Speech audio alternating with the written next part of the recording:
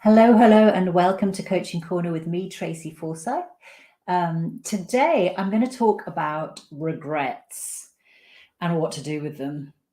And this came to mind because I was recommended to watch The Offer on Paramount by my two friends, Kate and Tracy. And it's the story behind the making of The Godfather, and it's just brilliant.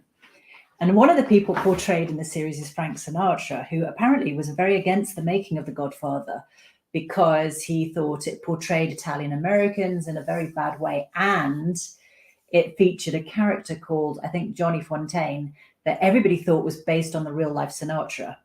And it wasn't a flattering portrait. By the way, the makers, I don't think they ever said it was based on Sinatra.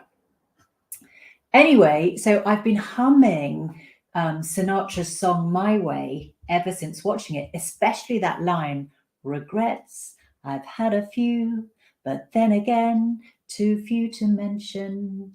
And it just really got me thinking about regrets. And because regrets are something that we all have.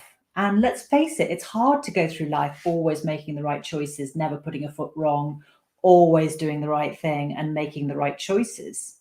I mean, it's hard, isn't it? So, regrets, they can be wistful about what could have happened. They can be painful about what should have happened. And they can be a thorn in your side if they involve you making choices that then didn't end well. So regrets about what you did or did not do can lead you to beat yourself up about it. I see this in coaching a lot, and especially, if you're a self-critical overachiever, there's a lot of like self-flagellation there about not being perfect. So I have my own that have lingered in my mind for a very long time. And in particular, I have regrets about two incidents from the past and how I behaved that are seared into my mind and always come back to haunt me. I'm sure I'll always remember them. And I think they really remain as a stark reminder of exactly who I don't want to be and how I don't want to behave. And for some reason, on both those incidents, I don't know, I went against it and I lived to regret it. And I think the reason that they haunt me, and I think the reason that some regrets haunt us, is that because I am ashamed of that behavior. And I think this goes down to personal values. In those two situations, I want now to be supportive, empowering, and enlightening. And I think on those two occasions, I was the opposite. And I think they probably have always haunted me because of that. So if you have regrets that haunt you, then, try this, because they're not always about you doing behavior that you're ashamed of. As I say, it's often about choices that you've made, things that you've done that haven't led to how you think you wanted them to. But these are some of the questions that I think are useful. Number one, what is the source of discomfort with your regret? Is it that you made a mistake because you didn't know any better?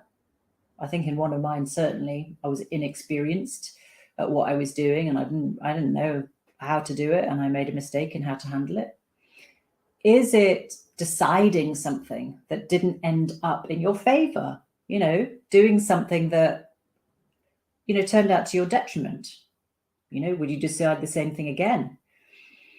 Or is it that it did something that let yourself down according to your values, that you're ashamed of? So number two, is there anything now that you can do to alter the outcome or make it better? So is there anything that you can do by being proactive and doing something? Number three, who is the person that you want to be? Often I think these kind of regrets are clues about that. Who is the person that you want to be, and what values are important to you? And which ones do you want to live by? Really, really good to understand what your values are. And they are different for everybody, really different. But we know that when we don't act according to our values, we feel horrible about it. So it's a good idea just to know what your values are and think, okay, actually, that is a source of my regret. I didn't live up to my values. So number 5, what is stopping you from being the person that you want to be? And what can you do to overcome that? Is it courage? Is it lack of clarity? Is it environment? What is it? What can you do to overcome it? So remember, to err is human, to forgive divine. And I know it's really, really hard to forgive ourselves when we're so busy trying to be perfect. But maybe you can be a perfect forgiver once you've kind of processed it all. And I also think making mistakes, if you've made a mistake and that's the source of your regret, are kind of personal development, personal growth in disguise. It's like putting your finger in the fire. If you don't know it's going to hurt you until you do it and you get burnt. So you might regret later putting your finger in the fire, but it was the only way that you were really going to learn. So maybe the thing that you're regretful about taught you a valuable lesson. What lessons has it taught you? Okay, so as always, I invite you to pause and process all of that, and then proceed onwards and upwards. All right, so I will see you next week. Take care. Bye.